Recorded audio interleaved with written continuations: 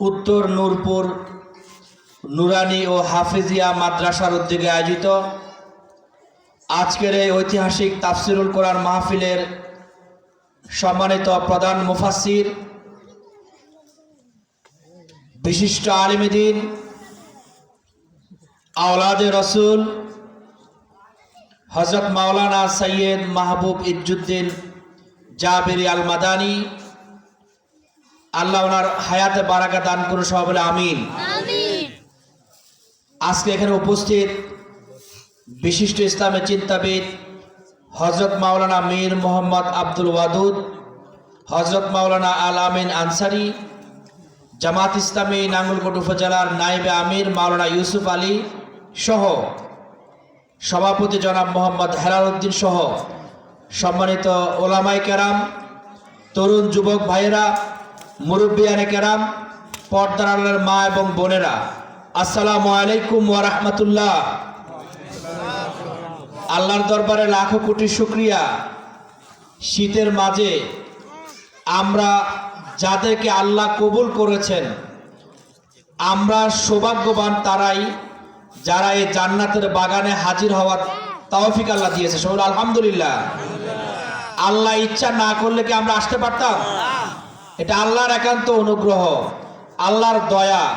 ঠিক আল্লাহ রাব্বুল আলামিন এরকম অনুগ্রহ করে, দয়া করে আজকে গোটা বাংলাদেশে আমাদেরকে প্রকাশ্য দিবালোকে কোরআনের কথা, ইসলামের কথা, হাদিসের কথা বলার তৌফিক দিয়েছেন। আবারও শুকরিয়া আদায় করে আলহামদুলিল্লাহ।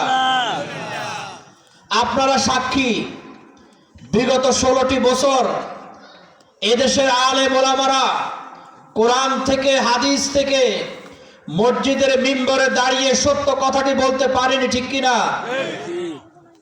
সুদের বিরুদ্ধে কথা বললে, দুর্নীতির বিরুদ্ধে কথা বললে, অন্যায় অবিচার মাদকের বিরুদ্ধে কথা বললে, আপনারা জানেন এক জুমায় কথা বলতো, আরেক জুমায় চাকরি চলে যেত, ঠিক কিনা? অথচ আমরা 90% মুসলমানের দেশে বাস করি।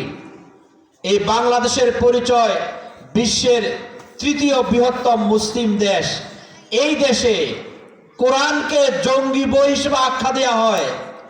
ইসলামী সাহিত্য রাখার অপরাধে কারাগারে পাঠিয়ে মাসের পর মাস কারারুদ্ধ রাখা হতো, ঠিক কিনা?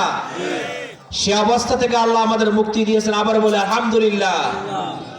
এই যে আল্লাহ আমাদের সুযোগ করে দিয়েছেন, এই সুযোগটাকে আমরা কাজে লাগাতে চাই না? এই জন্য আমাদের সম্মানিত ওলামায়ে কেরাম এখন স্বাধীনভাবে কথা বলবেন, মিম্বর থেকে কোরআনের প্রকৃত ব্যাখ্যা করবেন, হাদিস থেকে আসল কথাটা বলবেন। কেউ রক্ত চক্ষু দেখানোর সাহস আর করবে না, ঠিক কিনা?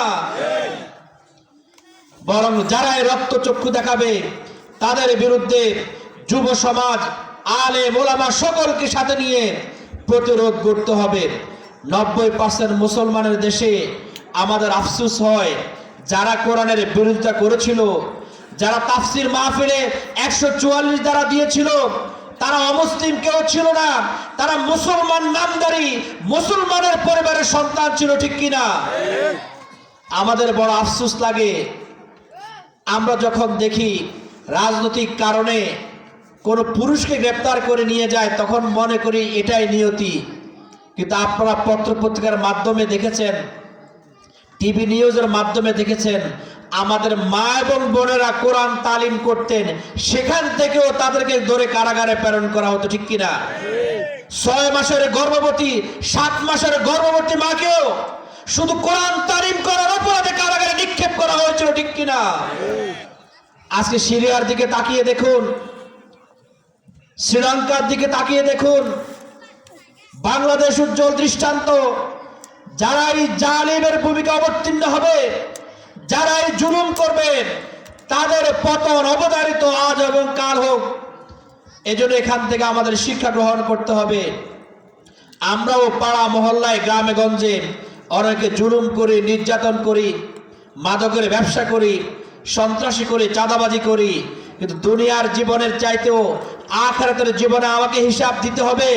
তার পাশাপাশি দুনিয়ার জিন্দিগিতে লাঞ্ছনা, গঞ্জনা, অপমান এবং আমাকে পতন ত্বরান্বিত হবে, আমাকে তা সহ্য করতে হবে, ঠিক কিনা? এজন্য সেখান থেকে আমরা শিক্ষা গ্রহণ করব। প্রিয় উপস্থিতি, আজকে যে প্রতিষ্ঠান এখানে হাজির হয়েছি, এই যে নুরানি হাফিজি মাদ্রাসা মক্তব, আমাদের আজকে এই মক্তবগুলো আস্তে আস্তে উঠে যাচ্ছে, কোরআনের শিক্ষা উঠে যাচ্ছে। আগে এক সময় এই এলাকার সন্তানেরা মক্তবে না গেলে পার পেত না, ঠিক কিনা? কিন্তু এখন মক্তবে না গিয়েও পার পাওয়া যায়।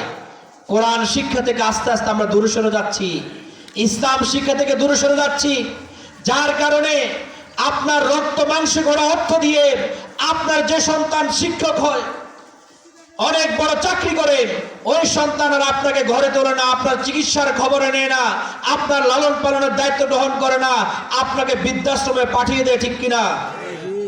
কিন্তু আমরা সেই শিক্ষা আমাদের সন্তানদেরকে দিতে চাই না।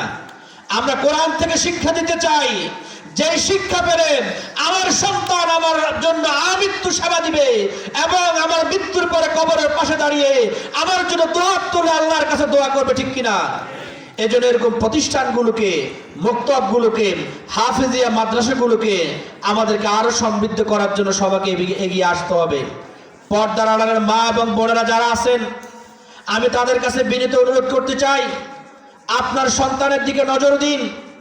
আপনি তাহাজ্জুদের নামাজ পড়েন, আপনি 5 ওয়াক্ত নামাজ পড়েন, কিন্তু আপনার সন্তান নামাজে যায় না, মসজিদে যায় না, আপনার কন্যা সন্তান কোরআন তেলাওয়াত করে না, পর্দা পালন করে না, তা আপনার নিজে একা বেঁচে জান্নাতে যাওয়ার কোনো সুযোগ নাই। আল্লাহ বলেছেন, ইয়া আইয়ুহাল্লাযীনা আমানু কু আনফুসাকুম ওয়া আহলিকুম নারা, হে ঈমানদার লোক সকল, তুমি যদি জাহান্নামের আগুন থেকে বাঁচতে চাও, ওয়া আহলিকুম নারা, তোমার আহলকেও জাহান্নামের আগুন থেকে বাঁচাতে হবে। আপনি হজে যাবেন আর আপনার মেয়ে বেপরদা হয়ে মার্কেটে যাবে, আপনি ফজরের সময় ঠান্ডা উপেক্ষা করে জামাতে নামাজ পড়বেন, আর আপনার তাকড়া জোয়ান যুবক ঘরে বসে বেঘরে ঘুমাবে। এই অবস্থা চলতে থাকলে আপনি জান্নাতে যেতে পারবেন না, কারণ আহলকে নিয়ে আপনাকে জান্নাতে যেতে হবে। আসুন আমরা আমাদের পরিবারের দিকে নজর দিই, সন্তানদের দিকে নজর দিই, সমাজের দিকে নজর দিই।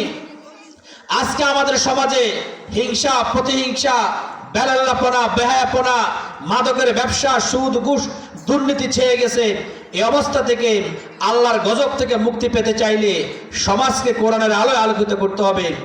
আজকে আমরা সে ধরনের ভূমিকা পালন করব। আজকে আয়োজক কমিটি যারা আমাকে দাওয়াত দিয়েছেন তাদেরকে মোবারকবাদ জানাচ্ছি, আমি কৃতজ্ঞতা জানাচ্ছি। আওলাদ রাসূল আজকে আমাদের এলাকায় এসেছেন, আমাদেরকে ধন্য করেছেন। আমরা আশা করব ভবিষ্যতে যখন দাওয়াত পাবেন আমাদেরকে সময় দিয়ে ধন্য করবেন। সম্মানিত মুরব্বিয়ানে কেরাম কষ্ট করে এখানে এসেছেন, আপনাদেরকে মোবারকবাদ জানাচ্ছি। আসলে আমাদের যুবকেরা আমাদের সম্পদ, যে যুবকরা এত কষ্ট করে আয়োজনগুলো করলো, প্রত্যেকটি যুবক যদি এরকম ভালো ভালো কাজে সম্পৃক্ত হয়ে যায়, কল্যাণের কাজে সম্পৃক্ত হয়ে যায়, যুবকরা যদি মসজিদমুখী হয়ে যায়, তাহলে সমাজ থেকে অন্যায় অনাচার সবকিছু দূর হয়ে যাবে, ঠিক কিনা? সেরকম একটি সমাজ প্রতিষ্ঠার জন্য আমরা চেষ্টা করছি।